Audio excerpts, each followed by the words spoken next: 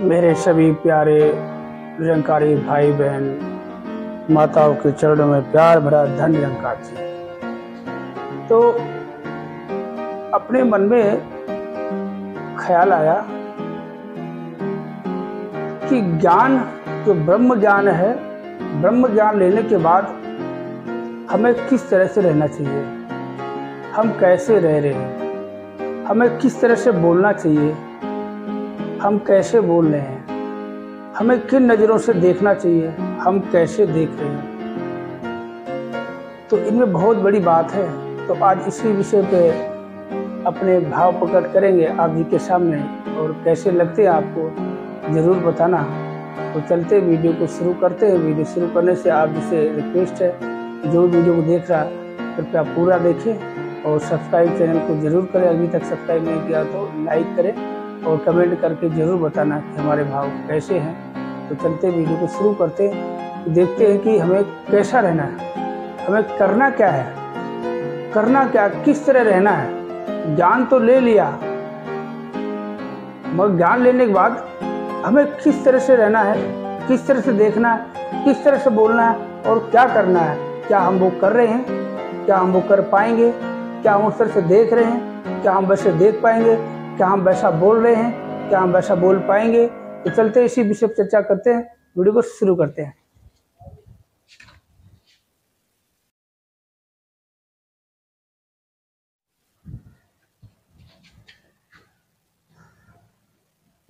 तो आज का जो विषय है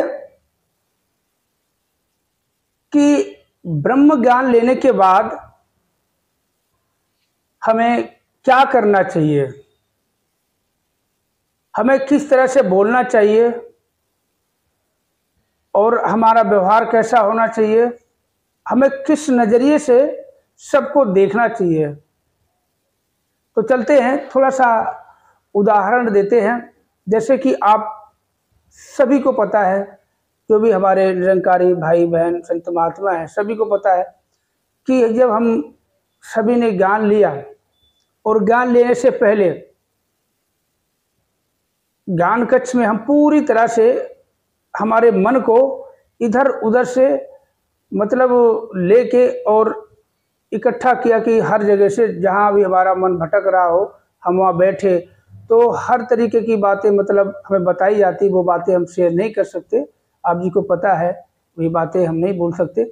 तो मन को एक जगह टिकाने के लिए जो महात्मा जी हमें इस निरंकार पार ब्रह्म परमात्मा के दर्शन कराने के लिए जो हमें अपनी तरफ पूरी तरह से मतलब उन्हीं की तरफ हम पूरी तरह से आँखों से, तन से और मन से, पूरी तरह से नज़रों से उन्हीं की तरफ एक टुक टुक हो जाए। तो ऐसे हम करने के लिए बहुत सारी बातें करने के बाद हमसे कुछ लिया जाता है बदले में।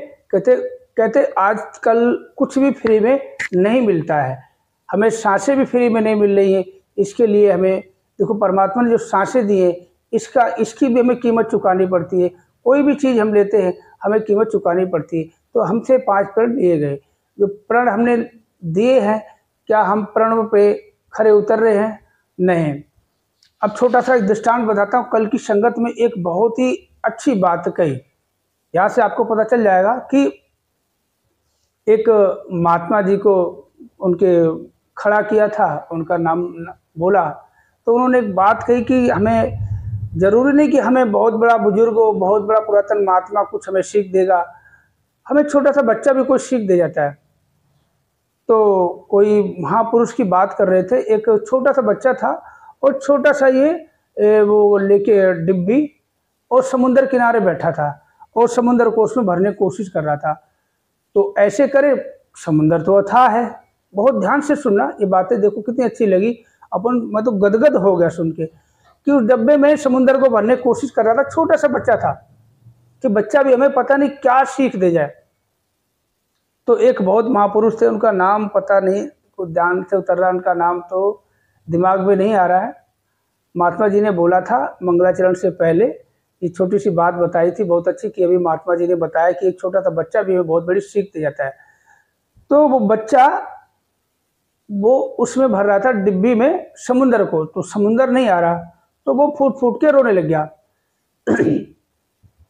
तो वो एक महापुरुष आए, वो भी रोने लगे, वो भी रोने लगे।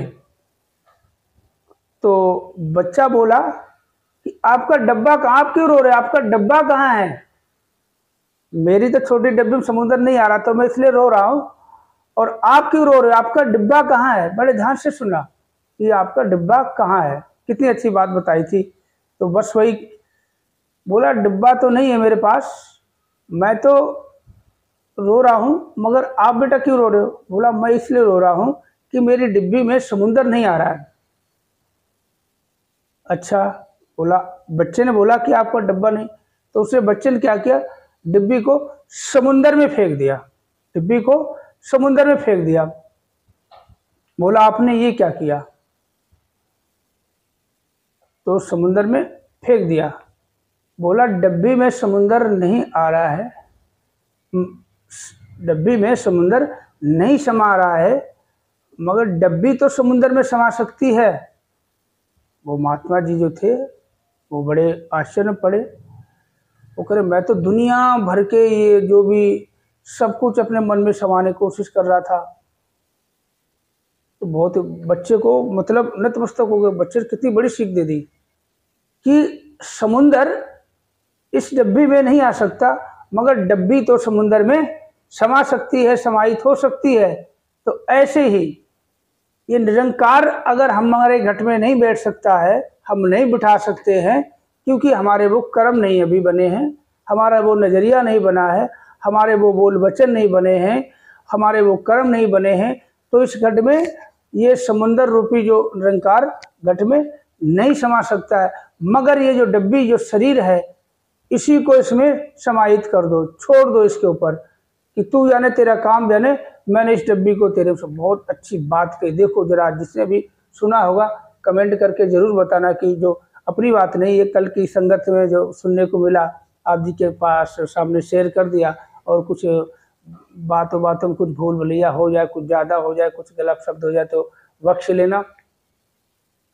तो अब बात करते हैं कि जैसे कि आपने देखा, हमें ज्ञान लिया, ज्ञान से पहले हमें 5 प्रण हमसे लिए जाते हैं। जैसे कि आप छोटा सा एक उदाहरण देता हूँ कि आप कहीं भी कोई चीज़ भी लो, कोई भी चीज़ लो, तो उसकी हमें कीमत अदा करनी पड़ती। आप मान लो किसी से कोई कर्जा ही ले लिया, एक मोटी सी बात, कोई कर्जा लेता है 10, 20, 50 हज़ार कर्जा लेता, तो उसके बदले कुछ देना पड़ता।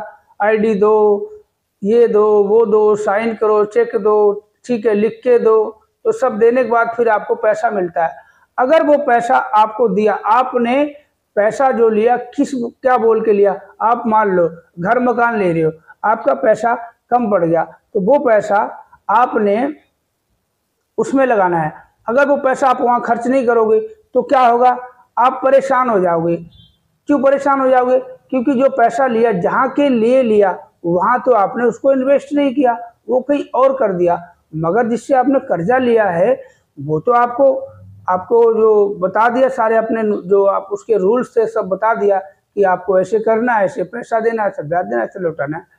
तो आपने वो पैसा तो ले लिया, जहाँ खर्च करना है, जहाँ इन्वेस्ट करना है, जहाँ देना, आपने वो पैसा वहाँ पे नहीं दिया।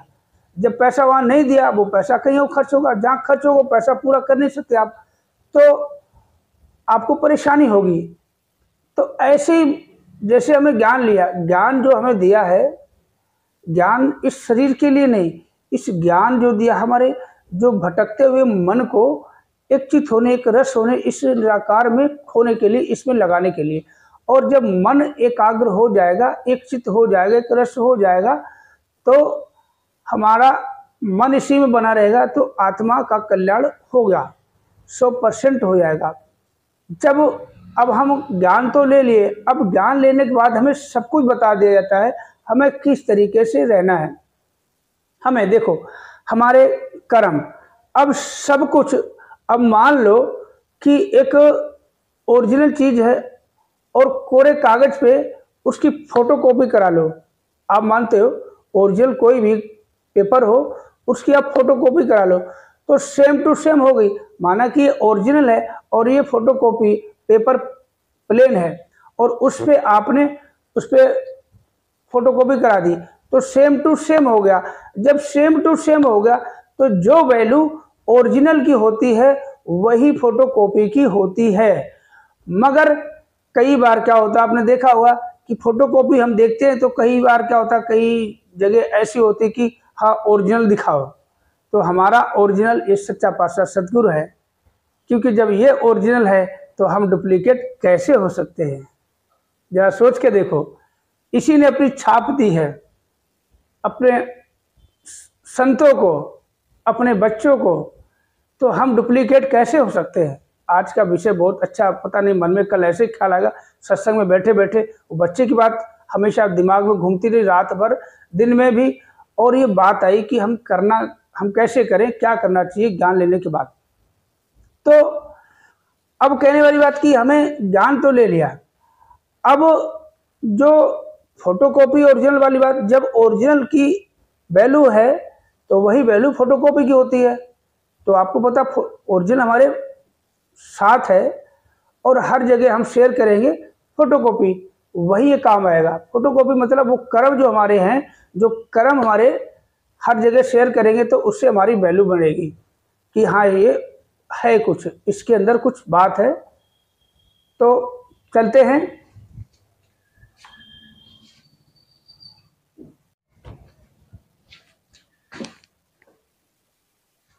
तो आज का बताता हूँ आपको। तो फोटोकॉपी जो है हमारी वही है जो हम सब हैं, क्योंकि ओरिजिनल ने जो छाप छोड़ी है हमें वैसा ही करना है, वैसे ही बनना।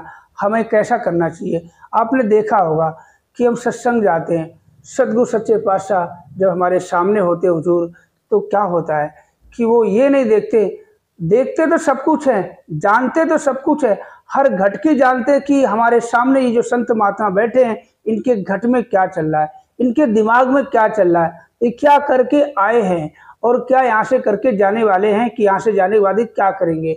सब कुछ जानते, कौन अच्छा सोच रहा, कौन बुरा सोच रहा, कौन किसके बारे में क्या सोच रहा, मगर किसी के बारे में कुछ नहीं बोलना, क्योंकि बुराइयां नहीं देखनी। जिस तरह से आपने देखा नीम का पेड़ ऊपर से नीचे तक कड़वा होता है, मगर उसके कड़वाहट नहीं देखने में, उसके गुण देखने। कल की संगत में जैसे हमें बताया गया, बहुत अच्छी बात बताई कि किसी भी संत महात्मा की कोई किसी भी तरीके से बुराई नहीं करनी, कभी किसी को मतलब बुरा नहीं कहना। कोई बुरा करता भी है तो बुरा करने दो। एक बाबा जी का दृष्टांत बताता हूँ, वो भी कल आया था कि महात्मा जी जो विराजमान थे स्टेज पे, तो उन्होंने बताया था अकाउंट्स के जो ऑफिस है वहाँ पे, तो काम चल रहा था, काम खत्म होने के बाद कह रहे कि वो सब चले गए, तो उसके बाद कहते सिगरेट पीने लगे सबके सब। तो बाबा जी सामने आए, बाबा जी ने देख लिया तो सबको पता चलेगा कि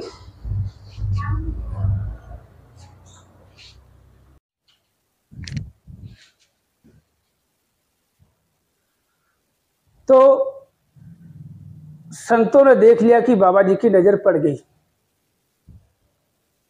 और बाबा जी ने भी देख लिया।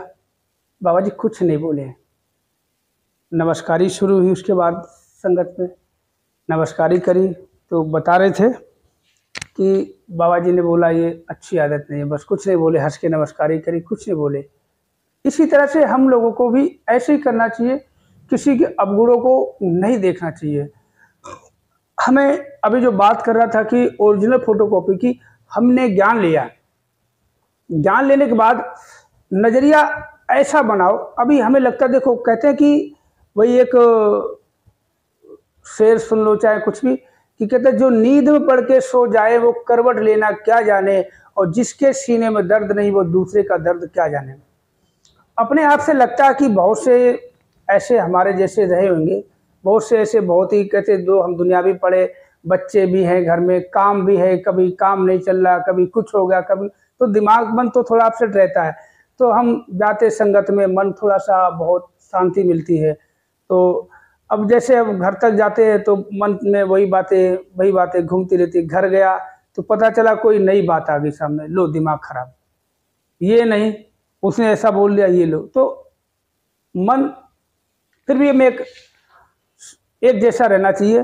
तो हमारा नज़रिया, अब जैसे कि देखो हम किसी को भी देखते हैं, हमारे सामने कोई भी आ जाता है तो उनमें हमने क्या देखना चाहिए कि ये जो सामने वाली मूर्ति है इसमें निरंकार हमारा सदगुरु बसा हुआ बैठा हुआ है।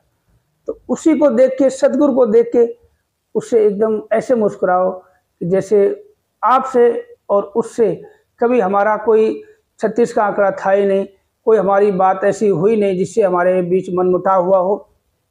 इस तरह से बर्ताव करना है। और जुबान से, अब कल की बात देखो, कल की बात एक बात याद दिला देता हूँ। ऐसा हुआ मेरे साथ में, तो अपने आप से खुद बात करी मैंने। कल मैं जा रहा था तो सीधा गया तो रोड आया, तो रोड से मेरे को जाना था राइट को, तो पूरा चक्का जाम था। तो आपको पता मेन रोड और डिवाइडर बीच में होता है, और बीच में जो कट था वहाँ पे बसें निकल रही थी। एक कार वाला उस तरफ जाके कार ऐसे घुमा रहा और यहाँ डिवाइडर पे किनारे आ रहा। तो मैंने उसको ऐसे बोला, भाई साहब आप इधर क्या कर रहे हो, उस तरफ जाओगे तो जाम नहीं लगे, आप इधर क्या करने आओगे, इधर खड़ा कर लो और जाम लगा दो। तो वो बोलने लग गया, चल जा यार, जा तू अपना काम कर। मैं तो भाई आगे मैं जा ही रहा था, मैंने क्या करना। पीछे से एक बाइक वाला आया और बोला, वो आपको ना बहन की गाली दे रहा है। मैं, भाई साहब देने दो, मुझे थोड़ी दे रहा, मैं तो निकल आया, देने दो गाली इसको, वो अपने आप को दे रहा है, हमें थोड़ी दे रहा है। तो फिर मैंने बोला, यार तू ऐसे बोल रहा, अपने आप को दे रहा। काश हमारा ऐसे मन हो जाए, अगर हमें कोई मार दे, हमें थोड़ी मारा, बताओ किसे मारा, कहाँ मारा, किसने मारा, कब मारा, क्यों मारा, ऐसे हो जाए, अवस्था ऐसी हो जाए। कोई हमें बुरा बोलता, बोलने दो। हमें अच्छा ही देखना कि अगर ये बताया कि हर किसी में परमात्मा का वासा है, हर किसी को पता है, बच्चा बच्चा जानता है, चाहे वो निरंकारी मिशन में हो, चाहे वैसे हो पूजा पाठ करने वाला, कोई और देवता को मानने वाला, चाहे माता जी को मानता है, श्री कृष्ण भगवान को मानता, भोले को मानता है, बजरंग बली को मानता, हर कोई जानता है कि हर किसी में परमात्मा का वासा है। और हम निरंकारी ने मतलब उस परमात्मा को देखा कि हर घट में यही राम है, यही सदगुरु विराजमान है। तो वैसे देख के सबसे प्रेम से बात करनी चाहिए। नज़रिया जो होना चाहिए ऐसा होना चाहिए कि देख के मुस्कुरा दो, जिससे सदगुरु देखो हम सामने जाते, हर किसी के सामने कोई भी हो मुस्कुरा के सबसे नमस्कारी, ऐसे कोई भी हो, कभी किसी की जात नहीं पूछना, किसी का धर्म नहीं पूछना, क्या करके आए हो। सच्चे पातशाह सदगुरु माता सुदीक्षा जी सब कुछ जानती हैं कि हम क्या घर में करके आए, किससे लड़के आए हैं, किसको गरिया के आए हैं। ऐसा कह के हम मतलब हम जा सत्संग जा रहे हैं, तो सब जानते हुए भी हमें कुछ नहीं कहा, मुस्कुरा के स्वागत किया, आओ बैठो। तो ऐसा नजरिया ऐसा होना चाहिए, बोल वचन ऐसे होने चाहिए कि मीठा बोलो। वही कहते ना कि ऐसी बानी बोलिए मन का आपा खोए, औरन को शीतल करे आपो शीतल हो। जब हम मीठा बोलते हैं, अच्छा बोलते, जैसे हमें भाव आते मन में कि चलो आज ऐसे भाव वीडियो में बनाएंगे और शेयर करेंगे, तो मन हमारा वैसा होता जाता है। तो कल की संगत में जो सुना आपको बता चुका हूँ मैं, तो बहुत ही अच्छा लगता है। संगत करना मुझे बहुत अच्छा लगता है, संगत में जाता बहुत मजा आता है, बहुत अच्छा लगता है। मन तो करता कि 1.5 घंटे की बजाय 10 घंटे की संगत तो बैठे रहो, आह कितना अच्छा लगता है। वचन ऐसे आते कि काश, जैसे कोई ऐसे वचन आते तुरंत अपने आप, काश ऐसा हो जाऊं, ऐसा हो जाऊं, ऐसा हो जाऊं, ऐसा हो जाऊं। वही कबीर दास वाली खूटे वाली बात, वो कोई जाता था वहाँ परमात्मा के बारे में पूछे, सत्संग के बारे में पता नहीं क्या बात, हथौड़ी मारना, हथौड़ी बार बार हथौड़ी मारना, बोला बार बार जाओगे तो पकड़ मजबूत हो जाएगी, तो हमारा मन डावाडोल नहीं होगा। अब हम ऐसे क्यों बोल रहे हैं, ऐसे क्यों करें, क्योंकि वही आपको बता सकता है कि जैसे कि देखो, अगर आप एक पंडित के पास बैठोगे तो वो अपनी ज्योतिषी की बात करेगा, एक साधु संत के पास बैठोगे वो वैसी बात करेगा, एक चोर चकट्टे के पास बैठोगे तो वो वैसी बात करेगा कि जैसे ही संगत वैसी रंगति। तो हम आपके सामने वैसी बात करें क्योंकि हमारी संगति ऐसी, हम सोचते कि हमें ऐसा आप जी की कृपा से ऐसे ही कुछ मिले। विश्वास इतना अटल हो, इतना पक्का हो माता जी, इतना पक्का होना चाहिए कि हमारा मन कभी डोले ना। हम कहते हैं मेरा डोले ना एतबार, मेरा डोले ना एतबार, बख्शो श्रद्धा भक्ति प्यार। तो बस आज का वीडियो ज़्यादा लंबा ना करते हुए यहीं पे विराम लेता हूँ। आप जी को वीडियो कैसा लगा, हमारे भाव कैसे लगे, कमेंट करके ज़रूर बताना, और जो भी हमसे भूल हो गई है बच्चा समझ के हमें माफ़ कर देना, कमेंट करके ज़रूर बताना। जो चैनल पहली बार है सब्सक्राइब जरूर करना। तो चलते हैं, धन निरंकार जी।